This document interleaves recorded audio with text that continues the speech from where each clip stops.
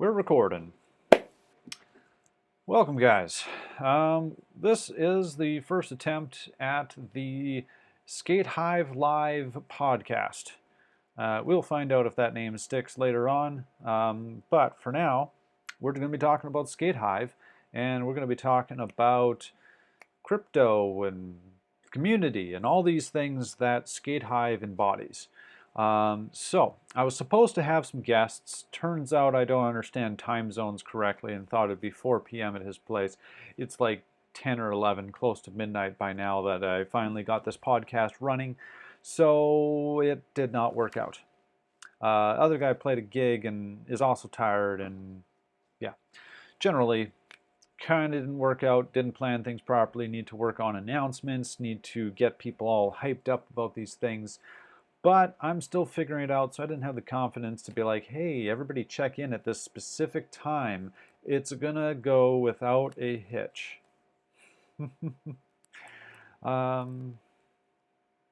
So basically, what we're doing here is we're trying to grow the SkateHive community because it's, well, this unique platform, and it empowers us to kind of be in control of our social media. For those of you who are somehow in Odyssey watching this but not aware of what SkateHive is or even what Hive is, Hive is basically social media, but it's decentralized. You're the owner, and therefore the rewards that normally would make Mark Zuckerberg rich from selling advertisements and stealing your data are instead going to you based on likes. They call it proof of work. Proof of brain, which means that, hey, we see your post, we think you used your brain. I voted on it with my stake, which is rewards that you've staked into your wallet, which means it's locked up for a certain amount of time, takes time to power it down, but that means your votes are worth more. And of course, that translates to money in cryptocurrency on this wonderful platform. So SkateHive is a bunch of skateboarders just trying to use that platform to their fullest ability. And from there, we're hoping to kind of expand this financial freedom system to all things. I'm obviously working on longboarding. We've got Matt, who's working on rollerblading, as well as I've seen some roller skaters join as a result of him. And we are going to be expanding to all extreme sports that have communities involved with them and around them. Basically, what we're going to be doing is releasing a platform that is going to hopefully enable all sports communities to self-fund themselves, self-fund events, prizes, all those things that you normally need sponsors for, by simply creating content on the Hive blockchain, on Odyssey, and all these different decentralized platforms we're hoping to take full advantage of in a positive way, not taking advantage of in a negative way. And basically, we just want to make it so, sports teams, sports communities, longboarders, content creators, everybody is able to support themselves doing what they love and have to, worry about the 9 to 5 less. We're in a world where dog memes are worth money right now. So there's no reason why we can't create our own form of value doing something that we all love. Because if you love it, you value it. And if you value it, you're willing to do it even if it costs money. And the reason it costs money is because money does not accurately represent value. So a lot of things that you want to do or you're passionate about costs you things rather than pays you. So hence why we're turning the model upside down and changing things. And, it's not like Hive hasn't been doing this for a while already, but at the same time, you can only read so much about crypto before you want something more exciting, which is why everybody's on Instagram and other mainstream social media platforms. Of course, those don't pay you. Those sell your data. Those will censor you if you talk about things other than skateboarding that you're not allowed to talk about. I don't want to bring this politics into this, but basically, um, if you aren't involved with that, you might not realize why these platforms are so important. But if you look at the sports side of things, like let's take Red Bull for example. Great media team. They've done some amazing things. They've led to some stunts that are mind-boggling. At the same time, they've put a lot of athletes' lives at risk. And even more, there's a bunch of people who are trying to become those famous artists or those famous athletes, and they're submitting videos on social media of themselves doing dangerous things, and they're pushing their limits because they're hoping to one day become famous and sponsored and be able to pay themselves doing what they love. Now, I don't want athletes to not do what they love. I do dangerous, risky things every time I step on a board. I've gone 100 kilometers an hour, or at least my GPS cut out before it did that. But anyways, I'm confident I went 100 kilometers an hour. Um, and that, that can kill a person if you fall. Hit the wrong thing, slide into a pole or something like that. Shout out to Kurt the Squirt. He's still on the mend. Hopefully, I'll have him as a guest soon too. But basically, risk is inherent in most of the things we do in extreme sports. This is why we connect with each other so much. When you find someone else who's willing to risk their body, risk their lives, just to do this awesome sport because it makes them feel free and clears their head from all the stresses of the world when they're flying down a mountain road together. So I want to change that so every single person who's putting out content can get paid for the risks that they're doing and the stoke that they are spreading, because that's essentially what we're doing here is we're capturing the value of stoke, of excitement, of athleticism. We're turning that into a cryptocurrency, which then you can choose to stake to help fellow community members, or you can sell and use to put food on the table. Um, you know, I I don't post all that often. I'm not even like the best content creator out there. I'm pretty mediocre. I pushed myself to get as good as I am because I wanted to get hyped all my local kids, all the local skaters and stuff like that. I wanted to get them hyped about skating, even though I live in one of the flattest places in Canada. And of course, that had its challenges. Everyone's like, why are you doing this here? Why don't you go to BC? Well, I had a good job here, and have a lot of friends and family here. So I just decided to share my passion. And although our community never grew huge, I just realized I got a second TV on the screen, which absolutely, well, I guess we're going to show a video on that later. So we'll keep that up there for now. Basically, I just did it because I wanted to get kids excited about going to events, racing each other, pushing their skills and limits on the board. Because if it wasn't for, going to a race or seeing, videos of people doing tricks, longboard dancing and stuff like that, awesome slides, I wouldn't have pushed myself to do anything other than push my board around and use it as a mode of transportation that was slightly more fun than a bike. So I had to bring people to the next level by just setting up that opportunity for them to race each other, to feel that sense of community that I felt when I first went to any major events, first starting in Saskatchewan for the Slug Jam, and then going to Giant's Head and Mary Hill, Skate Sun Peaks, staying at a lot of the whatchamacallit, the skate houses, just meeting awesome people, the Kamloops Skate Park, traveling to Colombia. All these things were possible through the community around longboarding. And the problem is that although this community is absolutely amazing and so strong when it comes to sharing the sport and the love of it, um, it's just upsetting to see how many of us are broke, barely getting by, trying to do our passion. And we're all creating videos when most of us aren't even sponsored. Like, sure, some people are hoping to one day become sponsored, but it's not realistic. And even the ones that are sponsored aren't making a killing unless they're the absolute top of the top. And even then, they're not making a killing.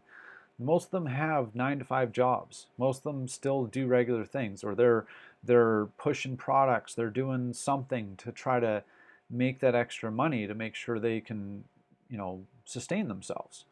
And at the same time, we're not even thinking about the fact of, like, if we're barely getting by and we're spending most of our good years skating, and you end up old and broken and injured, and now you gotta go live in the real world of jobs and 9 to 5 stuff, you're not getting anything much out of your future. Like, don't get me wrong, memories, 100%. Money, yeah. If I could turn memories into money, I'd be rich. Um, but I see things like Bryson from Coast Longboarding. Shout out to Coast Longboarding right here. Boom, boom. He started Coast Longboarding and basically transformed the longboard world. I believe he made the first legal sanctioned race. He pushed so many people on their first board down their first mountain, albeit in dangerous circumstances. But hey, in BC, small hills pretty much don't exist. So, but the thing is, I learned something from him when I went and visited him, is because he recently moved out of BC because BC was way too expensive to live there, and he got a hostel which he made out of an old church in Nova Scotia, British Columbia. I have a sweater over there I could show you, but I'm tied to a headset here. Oh, actually, bam.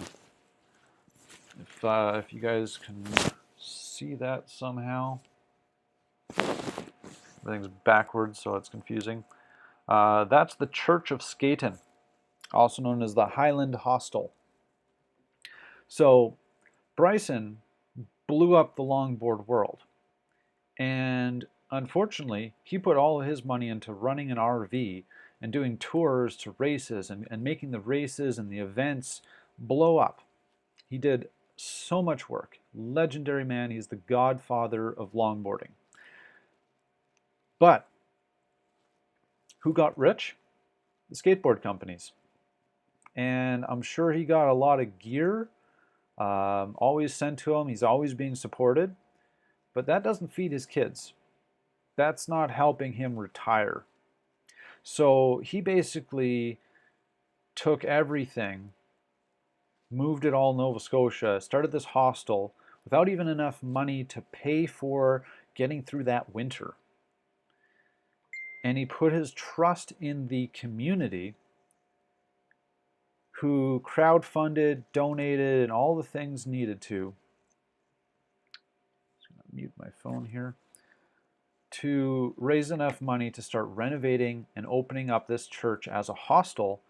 And now he is getting recognized by local governments. He was like Nova or Cape Breton Man of the Year or something like that, or Person of the Year. He is just constantly getting positive reviews. All these amazing things. And he had to do this because he hadn't gotten any monetary value out of it, but he got community value out of it. And he managed to turn that community into something that's going to hopefully support him in his future, and get him, to be able to retire and support his kids and everything they need.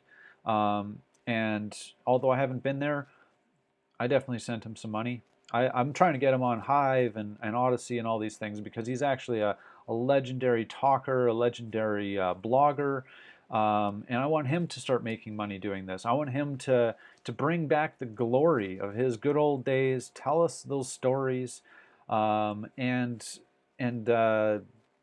turn that into money. Blog about his hostel. I think a lot of the homesteaders and everybody on Hive would really enjoy this thing. So hopefully, by leading by example, which is what I've been trying to do since trying to tell everybody about what Hive is, what all these cryptocurrency things are, usually leads to people thinking, there's no way that could be true. It's too good to be true. So you must be selling a scam. And then they don't even look into things and accuse me of trying to scam them somehow. And it's like, no, I'm literally trying to give you money. Please look at my wallet and how much it's worth. If you guys just listen to me, you'd have a bunch of money. By the way, this is not financial advice. I forgot to do a disclaimer at the beginning. But the point being is there is value in community. There's value in what we're doing here. The problem is so far, why did this, oh, I got a tip. Oh, yeah. Thanks, Vlad. Yeah. I need to, maybe later I'll put that up at the top right. So, basically, I see there's a ton of value in community. And it's just been that we haven't had the right tools on how to turn that value into something we can not quite hold in our hands because it's digital currency, but turn into things we can hold in our hands. For example, shout out to, what is his name, Davey Skate. He broke his board a while ago and couldn't afford a new one. We bought him new boards. We funded his posts about it until he could buy extra boards and spare boards. Then recently, his father's unfortunately been fighting cancer, and we have donated, I think, close to $2,000 or something like that. He sold all his Hive tokens that he's earned, and we're gonna keep giving him votes and likes so he earns more, all to help support his father. I can't say anything against that. That's the most beautiful form of community that I know of, and it's done through skateboarding. So yeah, I've probably rambled on enough here. I don't even know who's still watching. Most people are probably well aware of Hive and don't need a lesson on how that works, but I feel like not everybody sees the vision of what Hive really can be and what we're going to make out of it when we create our own tribe, that I just sometimes have to convey what I believe. And hopefully you guys share this vision, see what I see, and together we can transform not only skateboarding, but all communities that need the support of us. It's time to stop letting major social media platforms sell your data, advertise to you, get rich, while giving you basically nothing. So, that's pointing to you, YouTube. Your bar keeps getting higher and higher. I've been making videos for years and I can't even get close to making money. Now, again, I'm not the best video maker, not the most consistent person, but I've put a lot of effort into this stuff. So glad I could find Hive, glad I could find Odyssey, all these things that are helping us out. Hopefully I'll be on Speak Network too. I gotta do some more learning there too.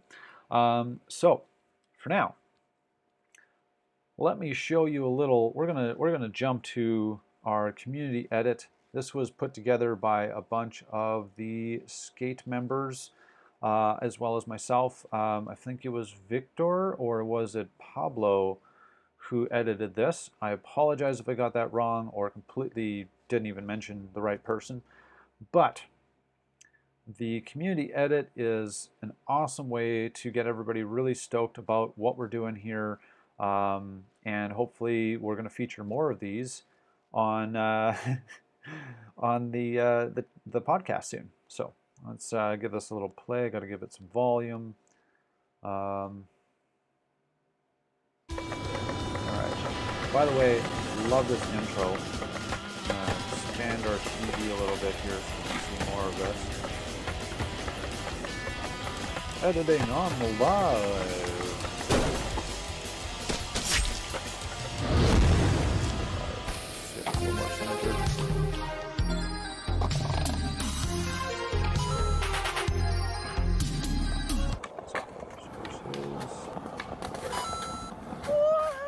Who knew using old TVs wouldn't work for the format of our modern widescreen TVs?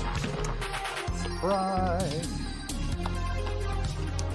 Anyways, one of my favorite things I love is the cha-chings. Yes, I love that part so much. Makes me laugh historically. I hope this is big enough. If you guys aren't watching this on a big screen, highly suggest opening this up on your computer. Keep it open on your phone so we get as many views as possible and this gets shared to as many people as possible. And yeah, let's keep on growing.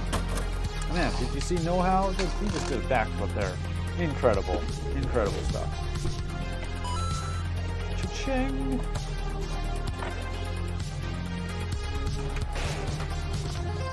Yeah.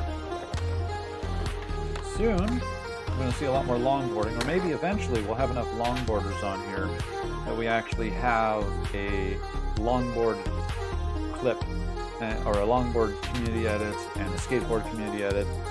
But for now, I gotta say, I'm super stoked on how this turned out and the way they put it together. Works very smoothly. That's some old coffee.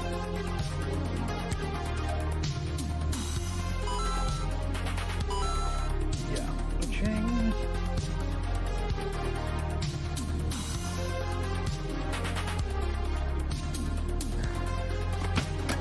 Yeah, whoever did the editing on this, I think I'm just going to pay you to start doing my skateboard edits, because I'm such a procrastinator, and yours are so much better. And you did them so quickly.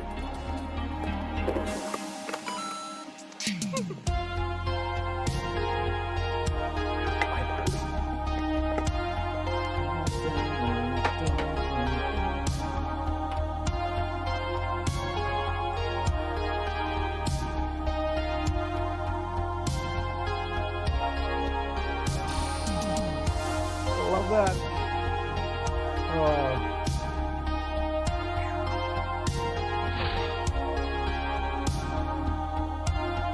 Oh, it cracks me up. It's all shot with a 360 cam. I'm actually holding in a pole. You can sort of see it as I point at my own screen light. You can see me pointing at the shadow. Oh yeah, money shot. Money shot. That cracked me up so hard the first time I watched that.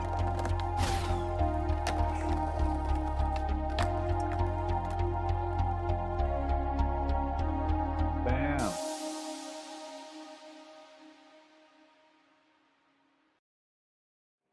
I just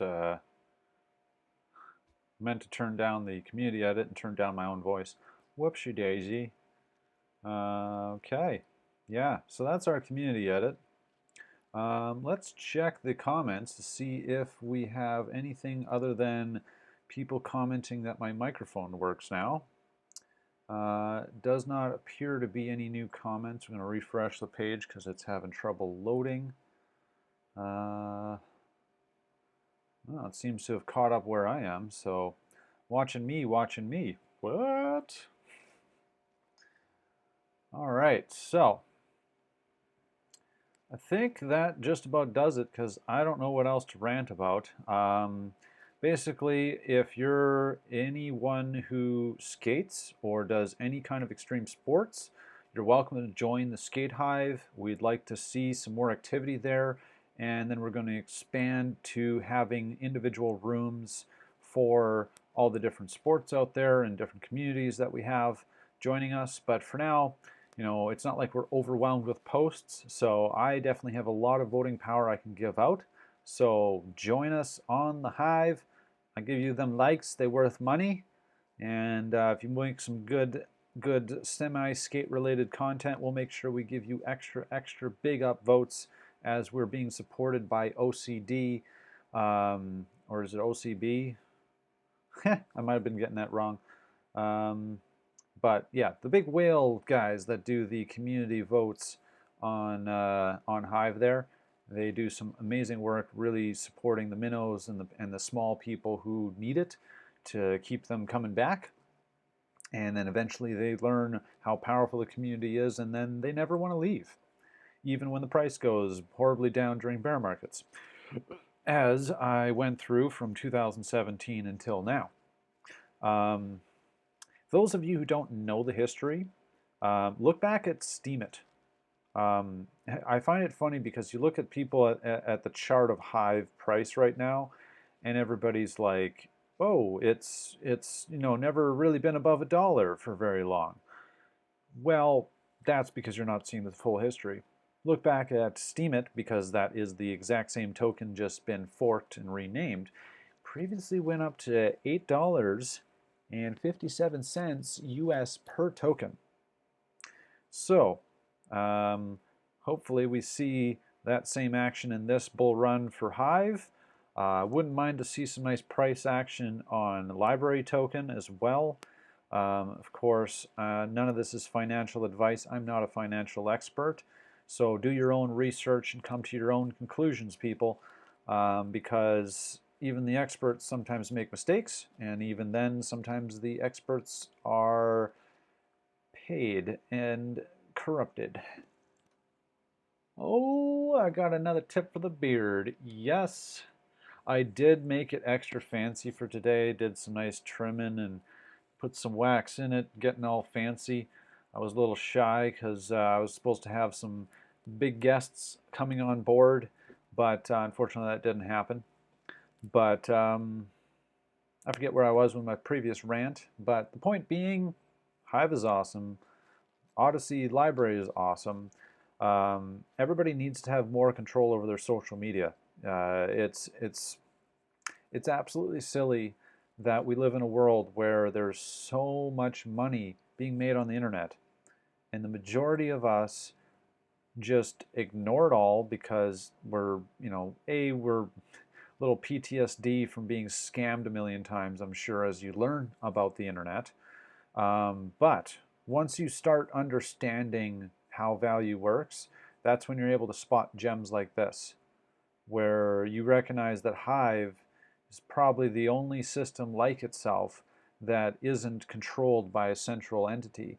And therefore, it's up to you to make it what you want. There's no one there that's going to be like, hey, this guy needs to be trending. Like, yeah, there's curators, but it's not Mark Zuckerberg being like, we're going to make sure we promote this and hide this subject because it's not popular enough.